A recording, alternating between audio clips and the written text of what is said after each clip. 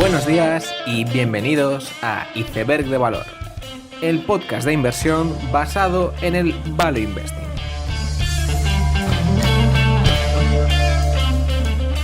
Bienvenidos los seguidores de Burlington Northern Santa Fe, bienvenidos a Iceberg de Valor. Esta semana ha habido varias noticias, pero quizá la más destacable ha sido las notables caídas en el mercado, en general en mercados emergentes, pero en concreto, y ya que yo sí que he hablado del mercado chino en algún capítulo, ha sido precisamente caídas en el mercado chino. Y los resultados quizá más importantes y más sorprendentes han sido los de Tencent. Y es que se ha producido la primera bajada de beneficio neto creo que en 13 años en los resultados trimestrales de Tencent. Recordad que esta empresa, si bien es famosa por su WeChat, una especie de WhatsApp, pero que es a la vez un Facebook, que es a la vez un Spotify, que además tiene integrado como un YouTube y un montón de apps, es decir, es una especie de super app que lo hace todo. Si bien es conocido por esto, la mayoría de sus ingresos vienen de los juegos. Y esto era hace unos 5 años, 6 años, era el 60% de sus ventas, pero ahora es un 34%. Y quizás el mayor problema en este trimestre ha venido en este sentido, ya que sí que hay una tendencia a medio o largo plazo, que es que los juegos de ordenador cada vez se consuman un poco menos, o al menos que ese crecimiento anterior sea menor y eso se traslade a juegos también online, pero en el móvil, lo cual tiene una monetización menor y muchos son un modelo freemium que muchas veces funciona, pero no es lo mismo que los juegos de ordenador. Entonces Tencent siempre ha habido estos temores de que haya un trasvase de ordenador a móvil, pero en este trimestre se ha visto de forma muy acusada este cambio, lo cual ha llevado a esa bajada de beneficios. Si bien las ventas han aumentado un 30% año a año, pero trimestre a trimestre sí que ha habido una ralentización. Además, hay que tener en cuenta que en un país como China, donde el gobierno regula y mucho, siempre puede haber problemas, y es precisamente lo que ha ocurrido con varios juegos de Tencent que no se han podido comercializar y que no se han podido monetizar. Entonces eso, todo junto y agregado, sí que ha hecho que hubiera una rebaja de los resultados relativo a las expectativas que había. Y además, de hecho, el gobierno chino ha regulado varias cosas, y en el tema financiero también sí que ha limitado la acción de Tencent. Es habitual que al hablar de este tipo de compañías, muchas personas dan un paso para atrás viendo el múltiplo, ¿no? Tencent se encuentra a unas 30 veces beneficios de este año, más o menos. Y eso para el inversor en valor medio, muchas veces no suele ser atractivo y sí que suele echar para atrás. Sin embargo, sí que me gustaría hacer como una pequeña tesis o intentar explicar por qué alguien invertiría en un negocio a PER 30 o en un negocio con un múltiplo aparentemente alto. En concreto, Tencent, en esta aplicación, esta super aplicación que tiene de WeChat, lo que ocurre es que monetiza muy muy poco. Es decir, diariamente hay un anuncio, ¿vale? Y de hecho este trimestre han empezado con el segundo anuncio, y es totalmente un mercado donde ellos a sí mismos se están limitando. De hecho, las empresas quieren mostrar publicidad en su plataforma, pero ellos deliberadamente están retrasando lo máximo posible el momento donde muestran más anuncios. Es decir, si la parte social en Tencent ahora son el 15% de las ventas, pues es fácil imaginar cómo pues a nada que se moneticen o se pongan un par de anuncios más, es fácil que ese 15% pues aumente de forma significativa, de modo que hay una capacidad de poder extraer ventas y obtener beneficios que no se está explotando. Y eso pues no se ve reflejado en ese múltiplo aparentemente alto, pero sí que es un poder que la empresa tiene y que si quisiera explotarlo, lo tendría. Además, al ser una empresa tan grande y con tantas patas diferentes, podemos verlo como una especie de, sí, Facebook y WhatsApp de China, pero también una especie de Visa o Mastercard de China junto a Alipay. Y de hecho es esta parte de transacciones y la parte financiera una que crece al 80% anualizado. Entonces, claro, ¿cuánto estaría dispuesto alguien a pagar por una empresa que es a la vez una especie de Visa, una especie de Facebook, WhatsApp, YouTube? Además tiene toda una parte de juegos y juegos online que es, de las mejores de la industria. Entonces, ¿cuánto estaría alguien dispuesto a pagar por una empresa que es todo esto en un mercado relativamente emergente como puede ser China y que es, además, el gobierno en general ayuda a las empresas, pues quiere líderes nacionales, por lo tanto, siempre las empresas grandes tendrán cierta ayuda, aunque este trimestre no ha sido, del gobierno. Entonces, ¿cuánto estaría alguien dispuesto a pagar por ello? Pues, si lo vemos por este prisma, pues tampoco está tan caro, en unos 400 y pico mil millones, tampoco está tan cara la compañía.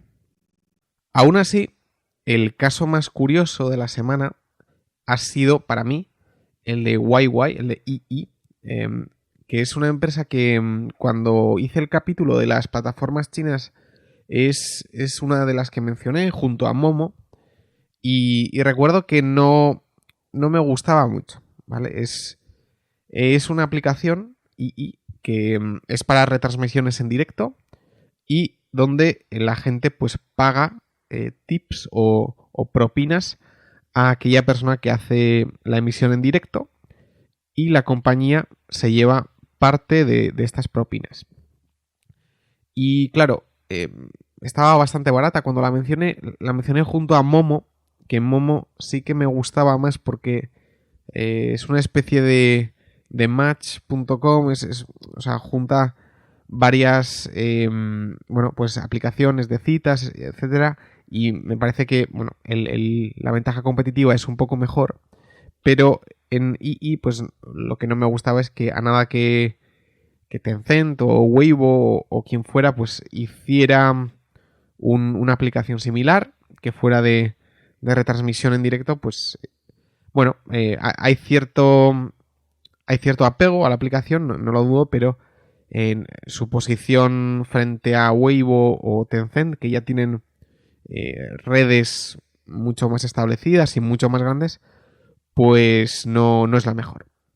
Entonces, si bien es una compañía que crece, pues yo pues la dejé pasar a 120 y ahora lo que ha ocurrido es que está a 74 dólares.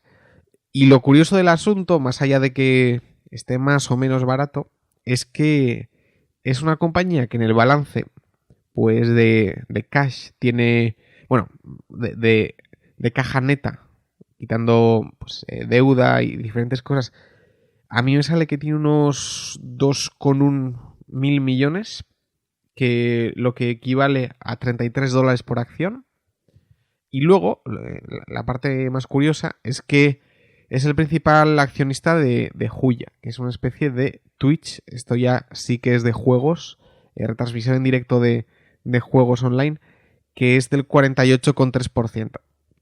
Entonces, si tomamos la capitalización de Juya y vemos qué partes de II, veremos que son $40,85 más o menos.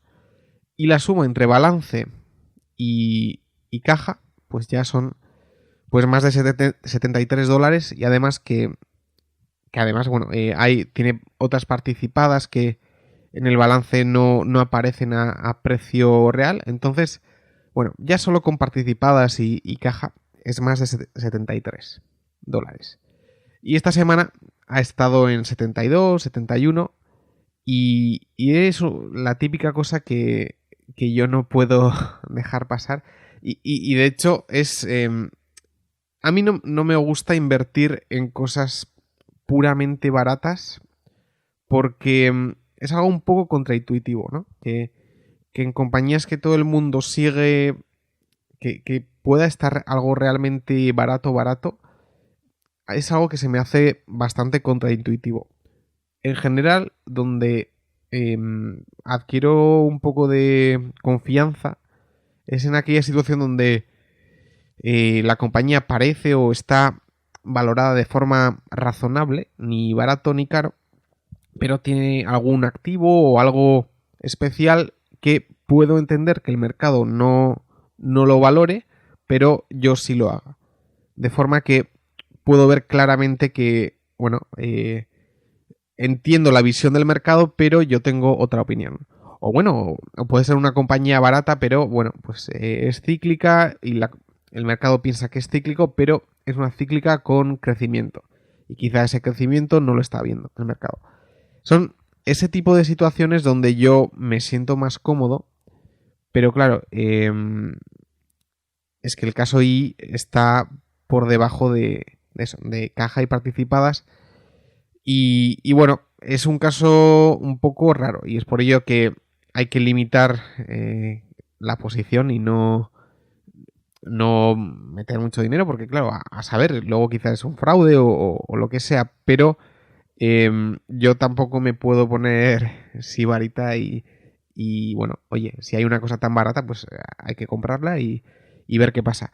Y bueno, como he dicho, es una compañía que tampoco me gustaba tanto, pero a estos precios que está por debajo de caja y participaciones, sí que me parece atractivo. Y la pregunta es, ¿por qué está barata? Bueno, pues por un lado, sacó Juya al mercado a unos $12 o así, y luego se fue a 37, 50. Entonces, bueno, parece que eso no lo hizo muy bien. Y además, cuando Juya salió al mercado, pues Tencent va y digamos que le quita a II por $7 la acción, pues 34% de Juya, lo cual entiendo que el mercado no se lo acabe de entender. Por otro lado, esta valoración que yo hago de caja y participadas depende en parte de Juya, que es una especie de Twitch chino donde no hay beneficios actuales todavía, está en modo expansión y todavía pues queda mucho apalancamiento operativo y bueno, al final dependes en parte en la valoración de Juya. Entonces eso también entiendo que el mercado tema un poco eso, además de que bueno, siempre en holdings suele haber algún tipo de descuento. Por otro lado, entiendo que el mercado ve que es un negocio bastante nuevo y bastante abierto a disrupciones, eso también lo entiendo. Además, justo ahora con la Copa Mundial, el Mundial de Fútbol, pues el guidance ha sido bastante malo para el año, porque bueno, justo coincide los partidos de fútbol con las retransmisiones en directo y eso afecta.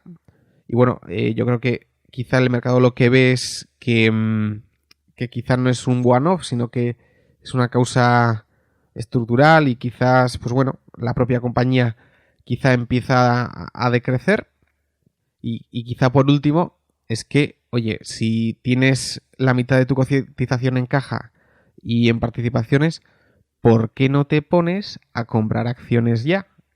O sea, ¿por qué la directiva no hace mejor uso del capital que tiene? Y de hecho es una de las preguntas que se hizo en en la conferencia de esta semana y no, dijeron que iban a hacer M&A y lo que pudieran, pero que no iba a haber recompra de acciones, lo cual pues es algo inentendible totalmente porque, vamos, o sea, recompras, no sé, 20-30% de tu cotización, sacas luego buenos resultados y bueno, o sea, entonces el múltiplo lo pones a los beneficios y digamos, ese colchón que te daba la caja, ahora tienes menos colchón, pero tienes, digamos, más apalancamiento a esos resultados. Pero bueno, y eso es mala asignación de capital, o es como lo veo yo, y probablemente eso mismo también está penalizando a la compañía. Pero vamos, o sea, solo menciono cosas negativas, pero es que la valoración no tiene ningún sentido. Es algo que en Seeking Alpha se ha comentado mucho, que nadie la entiende, porque eso, las participadas y compañía son pues unos $73 la acción, y luego pues de EBIT el año pasado hicieron 400 millones, de Free Cash Flow unos 450 millones porque tienen capital circulante negativo. Entonces pues una compañía que tendría que estar a no sé, a 10.000 millones, pues está a 4,5. Y bueno, es típica compañía que a mí me da miedo invertir porque si bien entiendo las razones por las que está barata, está demasiado barata, ¿no? Y parece demasiado fácil. Pero bueno, es un caso a seguir y es un caso que me ha parecido bastante curioso.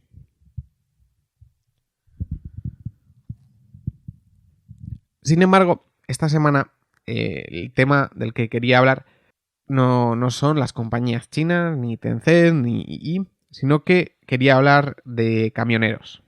Y es un tema que quizás en España se conoce pues, por el caso de Arista y los problemas que ha tenido, pero también creo que la gente pues, que sigue Heinz y otras empresas de consumo también conoce, que es el alto precio del transporte en Estados Unidos y los problemas que eso está dando. Y es que la realidad es que no hay camioneros. No hay camioneros y eso hace que los precios hayan subido mucho y sea un verdadero quebradero de cabeza para muchísimas compañías. Y compañías como Dean Foods, Tyson, Del Monte, Kellogg, todas pues en las conferencias trimestrales están diciendo que tienen unos gastos de logística que no esperaban y todo el mundo intenta hacer algo, pero bueno, pueden trasladar la logística, no subcontratarla, sino que hacerla ellos mismos, etcétera. Pero bueno, el problema sigue y sí que es bastante grave. Entonces, lo que ocurre es que precisamente el foso de estas compañías de consumo muchas veces se dice que es la distribución, que Coca-Cola tiene pues tropecientos camiones que van a sitios y eso pues es difícil de replicar y eso es verdad, pero en este contexto sí que es algo que va en su contra. Y eso es por múltiples factores y es algo que voy a intentar abordar, pero especialmente es por demografía de los camioneros, lo cual ha provocado su escasez. Además, todo se junta con el e-commerce y bueno, al final la demanda es mayor que nunca de camioneros, pero el número de camiones es pues el que había antes o menos, lo cual genera muchos problemas. Lo primero que hay que decir de la industria de la logística en Estados Unidos y especialmente los camiones es que es una industria muy fragmentada. Y si una industria está muy fragmentada es porque, bueno, pues tampoco habrá tantas ventajas en constituir una compañía muy grande, ¿no? Porque, bueno, si tú compras un camión, pues ya puedes hacer la competencia a otra compañía más grande, porque, bueno, todo se trata de llevar una carga de un punto A a un punto B, lo cual, pues sí que parece bastante commodity. Pero bueno, luego, como veremos, hay diferentes actores en las distintas etapas. Hay hay los propios camioneros, los brokers, donde sí que hay mayor ventaja y bueno, aún así sí que es una industria extremadamente fragmentada y donde, bueno, tener muchos camiones no es ninguna ventaja, ya que el objetivo es llevar una cosa de un punto A a un punto B. Además, pues casi el total de los objetos que tenemos en casa o consumimos, bueno, pues siempre vienen en camiones. Es como el 71% de las cosas que tenemos, pues viene en camión, pues un 13% en tren, 10% en tuberías y 6% por agua. Es una industria donde la climatología afecta. Si el invierno es duro, pues es difícil conducir y por lo tanto la industria decae un poco.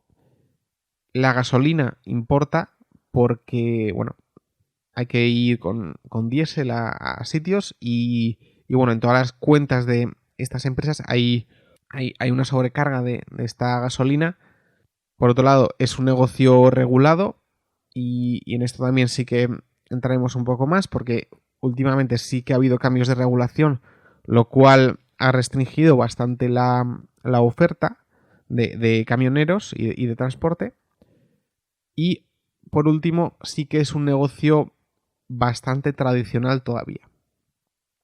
Entonces, en toda esta industria existen por un lado los camioneros, que es una persona con un camión. Y digamos que es la parte asset heavy de la industria, porque, bueno, cuando todo va bien, bueno, para empezar, tienes que comprar un camión que cuesta un dinero bastante importante. Y hay que amortizarlo y hay que utilizarlo. Entonces, esto ya, como se puede ver, va a ser más cíclico que ser un broker, porque, claro, si tú utilizas al máximo ese camión, pues todo va a ir muy bien y va a ir perfecto. Pero si no lo utilizas, pues ese camión se amortiza y bueno, entras de forma más fácil en pérdidas. Entonces, el apalancamiento al ciclo de un camionero pues es más alta que otros. Luego están los brokers, que son los asset light.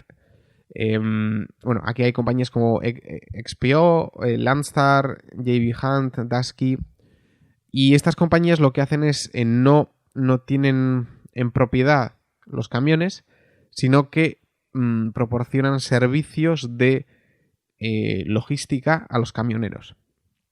¿Qué tiene de bueno esto? Que, claro, tú como camionero, y como hemos dicho, como estás muy apalancado a cómo de ocupado estás o hasta qué punto consigues sacarle el máximo partido a tu camión, tú si vas a ir a Washington y vas a dejar una carga, tú lo que quieres es que la próxima esté lo más cerca posible. Si tienes que ir muy lejos, pues va a ser muy problemático. Entonces, necesitas un actor que agregue toda la demanda y que te proporcione un cliente que se adecue a tu posición geográfica y te permita maximizar, bueno, pues todo el trayecto. Entonces, aquí sí que hay mayores ventajas competitivas, evidentemente, porque cuantos más pedidos tengas, más fácilmente podrás asignar un transporte que mejor será para el camionero. Es decir, al camionero más le interesará contratar tus servicios cuantos más pedidos tengas. Y bueno, justo en esta parte, como digo, están XPO, Landstar, JB Hunt y otros. Y son unos actores que, en general, toda industria que haya mucha diversificación y una industria muy fragmentada, el tener un actor central que junta oferta y demanda normalmente sale muy bien. Suelen ser compañías bastante buenas. De la misma forma que en los hoteles tenemos las OTAs y hay muchísimos hoteles muy fragmentados y una demanda también pues muy fragmentada, el actor central es capaz de cargar una comisión relativamente alta lo cual le funciona muy bien, y además, pues al haber ese círculo virtuoso de tener muchos pedidos, pues son relativamente muy buenos negocios. Y bueno, al final estas compañías lo que hacen es asignar un pedido a los camioneros y se llevan pues el 10-15% de ese pedido. Por último, están otros actores que son los productores de camiones. Quizás estos sean un poco más conocidos, como Daimler, Volkswagen, pero también otros como PACCAR, CNH, CMI. Bueno, si vemos un camión por la carretera, pues será MAN, será Mercedes o será DAF, CNH u otros, ¿no? Y es una industria bastante, bueno, es una especie de oligopolio con márgenes relativamente buenos, pero bueno, no deja de ser una industria cíclica, a ser un producto, un camión que cuesta bastante dinero y que se puede retrasar la compra o adelantarla, pues es fácil imaginar que bueno, esto constituya una industria bastante cíclica. Y luego estarían otros actores que quizás afectan un poco más de forma transversal, que son otras formas de transporte, como son los trenes y compañías como Wabtec, que justo ahora va a adquirir la parte de General Electric de transportes. Y quizás una parte que influye mucho y que no tiene nada que ver con los camioneros es el ciclo de construcción y en general todo el resto de la economía. Un tema que queda claro de la industria del transporte y de la logística es que es un sector cíclico. Y bueno, como ya he dicho, que son bienes caros y que se pueden retrasar en el tiempo la compra, pues es normal que sea algo cíclico. Y digamos que el valle del ciclo fue en 2015-2016 y ahora pues se está saliendo de ese valle del ciclo. Y hay que tener en cuenta también que muchas de las compañías no funcionan con el precio que tiene el flete en el spot, sino que muchas de ellas funcionan por contratos, lo cual siempre puede venir o suele venir desfasado y a la vez tiene una ciclicidad menor. Es decir, pasamos de compañías, pues por ejemplo, las que operan camiones y están en el spot, pues eso es la máxima ciclicidad que puedes tener, porque tienes un negocio muy asset heavy, tienes un camión y además, bueno, pues tomas el precio que hay en el spot, que es lo más cíclico. Mientras tanto, hay otras compañías que sí que tienen camiones, pero funcionan con contratos, lo cual da más estabilidad. Y luego estarían los brokers, que son negocios mucho más ligeros y que ahí ya, bueno, la ciclicidad es menor. Aún así, la pregunta interesante y bueno, una de las razones por las que hago este capítulo es la pregunta de si esto es cíclico o no es cíclico.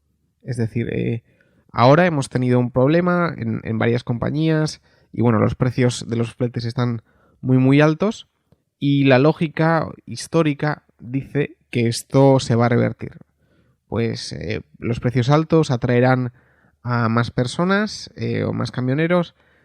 Como va a haber más camioneros, pues va a haber mucha más oferta, la demanda pues crecerá, pero será bastante estable y por lo tanto los precios bajarán. Esto es la teoría básica de un ciclo.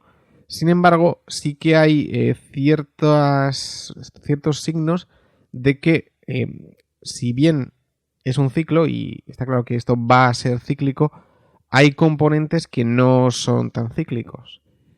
Entonces, es un tema por el que ya muchos expertos y mucha gente del tema está advirtiendo de este tema, y es que los sueldos de los camioneros pues no han progresado de la misma forma que los demás sueldos durante los últimos 15 años y sí que parece que hay, bueno, de forma estructural, bueno, pues se han pagado precios quizás excesivamente bajos durante mucho tiempo debido a que es una industria muy fragmentada y muy competitiva.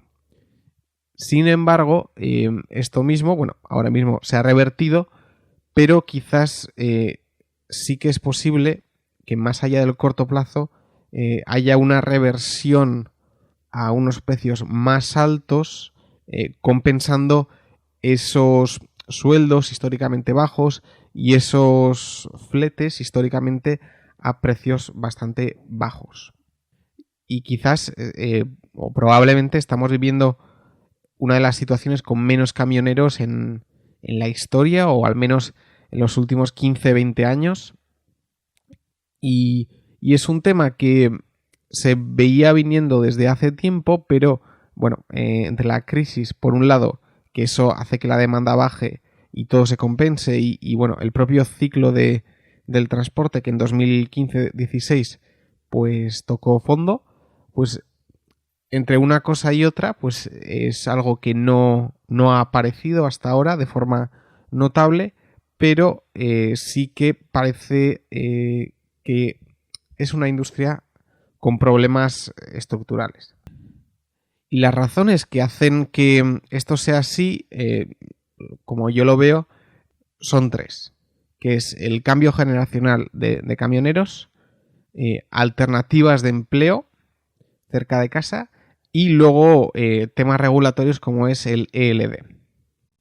Hay que tener en cuenta que la vida de un camionero pues, es bastante dura y se viajan pues, distancias muy largas, y las estancias fuera de casa pues, son bastante prolongadas, y el trabajo consiste en llevar una carga de un punto A a un punto B, pero también es la labor del camionero pues, vigilar que esa carga esté en una correcta situación, reparar el camión si tiene algún problema, y bueno, reportar de todo el camino que hace. Sin embargo, quizás lo que intento abordar en este episodio es si el problema que estamos viendo es cíclico o no. Entonces, quizás la variable más importante que me parece a mí es la edad de los camioneros. La edad media de los camioneros en Estados Unidos son 55 años. Sin embargo, la edad media del trabajador es 42. Y es curioso porque si vemos gráficos de en diferentes años ver la distribución de edades de los camioneros, vemos como en 1994 pues bueno, había bastante... La mayoría de los camioneros se concentraba entre 25 y 44 años. Sin embargo, a medida que han pasado los años, en 2003, 2013, pues la mayor parte de la distribución de camioneros se ha centrado en 45, 54 años. Una etapa bastante más tardía, y también se ve como no hay camioneros jóvenes, o hay al menos muchos menos. Y esto lo digo porque es habitual caer en narrativas de, bueno, los millennials no quieren ser camioneros. Puede ser. Pero es importante ver el dato, y al menos el dato sí que parece que dice eso. Motivos puede haber muchos, pero la realidad es que hay cada vez menos camioneros jóvenes. Parece que ese tipo de vida muy duro, con mucho tiempo fuera de casa, no está atrayendo, y es un tema que ya lleva unos 25 años gestándose, y bueno, está claro que es un problema claro, porque ahora estamos en un punto donde se necesitan más camioneros, más gente, y la tendencia a largo plazo ha sido precisamente la contraria. Y eso ha hecho que el número de camiones en las carreteras pues sea menor que el que había en 2001, 2002. Ahora mismo hay menos camiones que en esos años. Para entender esto, y más allá de decir que los millennials quizá no quieren ser camioneros, hay que tener en cuenta que es un tema que aborda a toda la economía. Es decir, un camionero o empresas de camioneros compiten entre ellas, pero también compiten con otros puestos de trabajo. Y en concreto, lo que interesa es el ciclo de la construcción, ya que si a una persona pues entendemos que el perfil de una persona que trabaja en el ciclo de la construcción y el de un camionero es relativamente similar. Entonces, si el ciclo de construcción está yendo muy bien, que es el caso en Estados Unidos, una persona preferirá estar cerca de casa en un empleo pues bastante más tranquilo en el sentido de desplazamiento geográfico que ser camionero. Y podremos decir, bueno, pero a los camioneros los sueldos podrán subir y eso hará que haya más camioneros. Sin embargo, la realidad lo que está mostrando es que mientras el ciclo de construcción se mantenga, es realmente difícil contratar camioneros. Entonces, la única forma quizás de salir de este problema es que la economía se ralentice. Y esto, pues yo al final lo saco de las diferentes conferencias que he leído y he oído.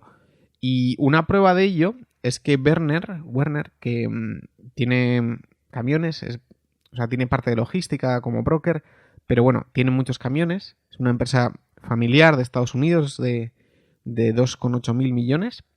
Pues en la primera mitad del año 2018 tiene 50 menos camiones que el año pasado. Es decir, en la época donde el precio del spot ha subido más, no han sido capaces de aumentar la oferta de camiones, que es precisamente lo que ellos querrían. Y es que, bueno, si bien puede parecer un oficio sencillo, este tipo de empresas sí que intenta o procura que la formación sea buena y, bueno, todos los camioneros tienen que pasar por una formación que tampoco es tan sencilla y no es fácil contratar camioneros cualificados.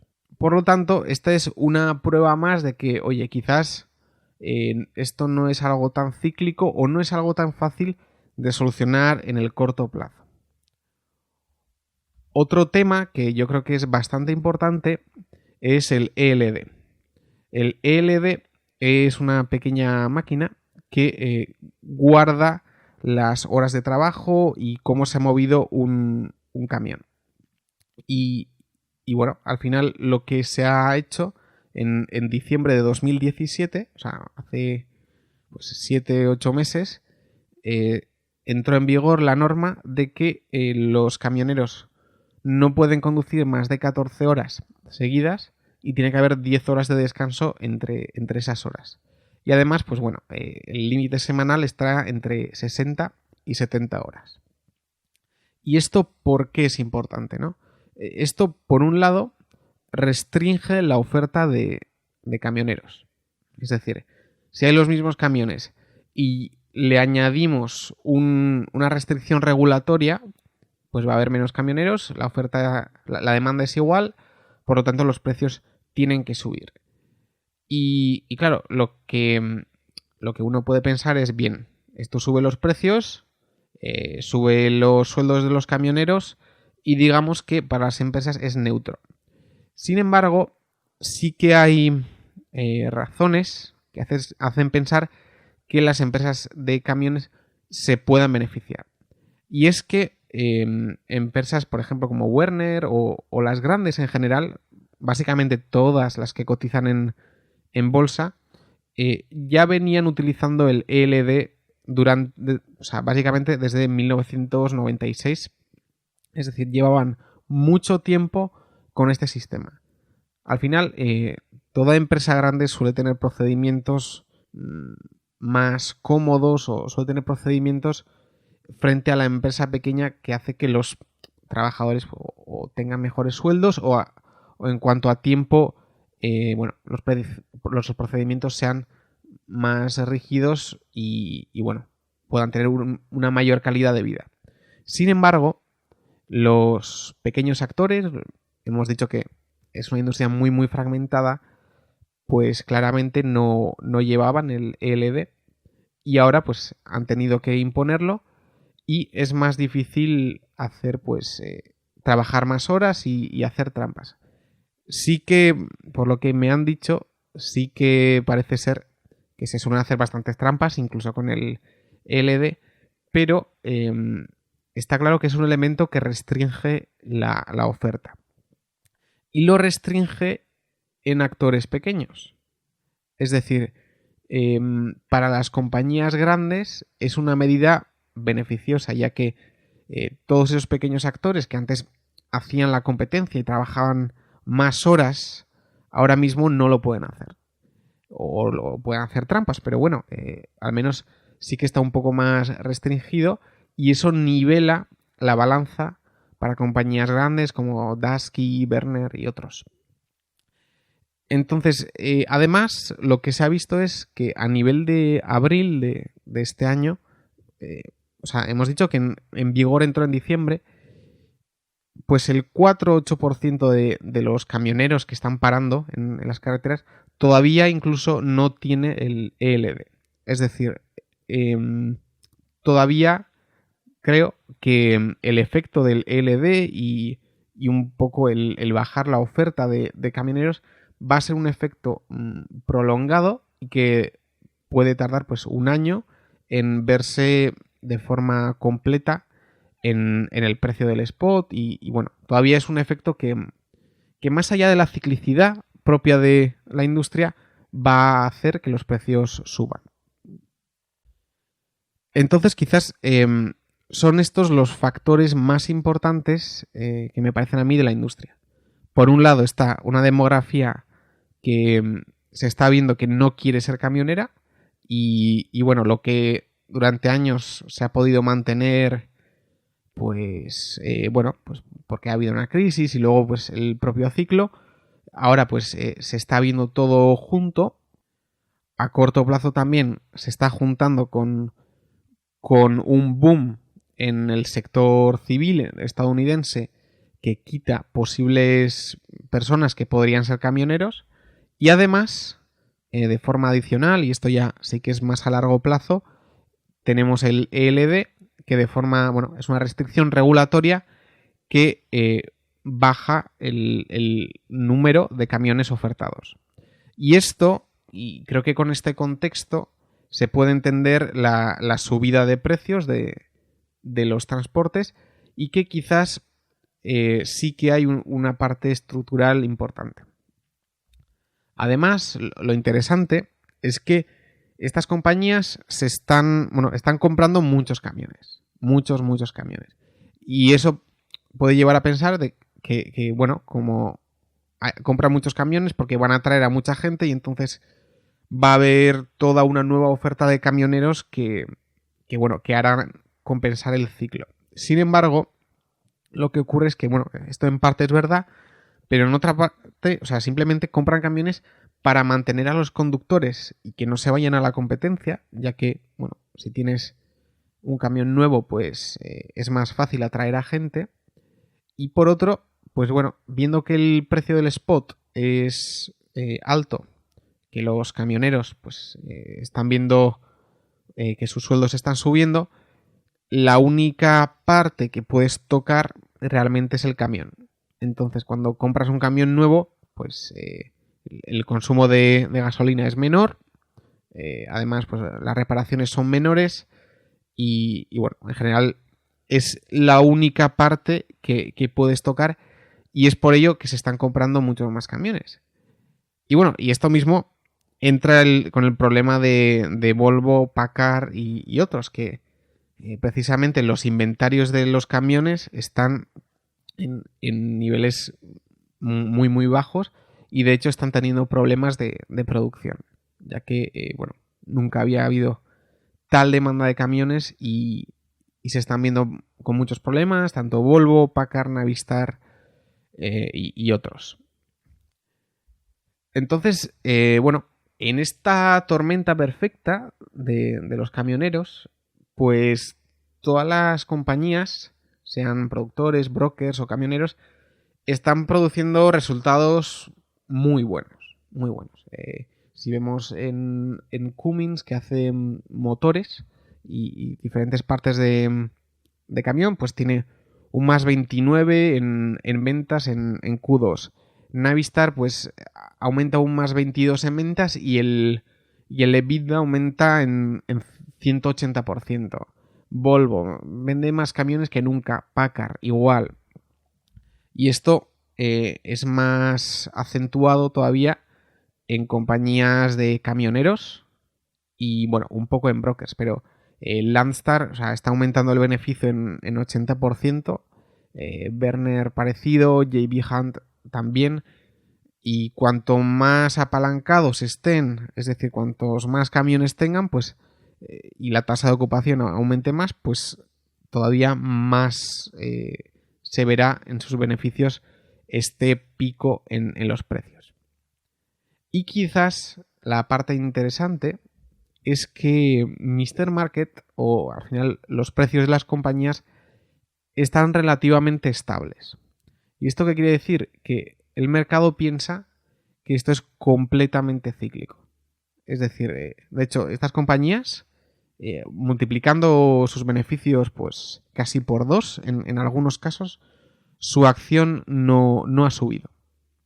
Es decir, bueno, el mercado asume que esto es un pico cíclico y por lo tanto tarde o temprano bajará y bueno, lo tiene completamente tomado en cuenta. Y creo que la oportunidad en este sector es quizá eso, o sea, averiguar qué parte es cíclica y qué no, y qué factores precisamente hacen de esto un aumento del precio estructural. Y bueno, quizás hay muchas formas de jugar este juego, es decir, te puedes ir a compañías como CNH, Volvo, Packard, Navistar que hacen camiones y ahora pues están viendo sus ventas crecer mucho, pero también se puede ir a brokers como Landstar, XPO o propiamente a los propios camioneros como Werner y compañía. Es decir, el mercado en general considera esto como un tema completamente cíclico y sin embargo, bueno, pues parece que sí que hay factores que hacen que esto no sea así. Hay diferentes formas de jugar este juego, como ser los diferentes actores que hemos mencionado. Pero siempre con una idea que para mí es bastante buena de Tobias Carlyle, que dice que cuando una industria es cíclica y justo está en pico de ciclo, siempre hay mucha gente que dice que bueno, que esta vez será diferente y que no, que realmente esta industria no es cíclica, que bueno, que esa compañía cíclica que estaba antes tan abajo, no, que ahora se ha convertido en una especie de compounder y que precisamente en ese momento es el momento mejor para vender. Creo que en este caso sí que hay razones para pensar que esta vez es diferente, pero es algo que hay que analizar con cuidado. Y por último, la idea quizás que querría dar es que no es tan buena idea hacer predicciones macro. Alguien podría haber predicho en 2017 que esto iba a ocurrir.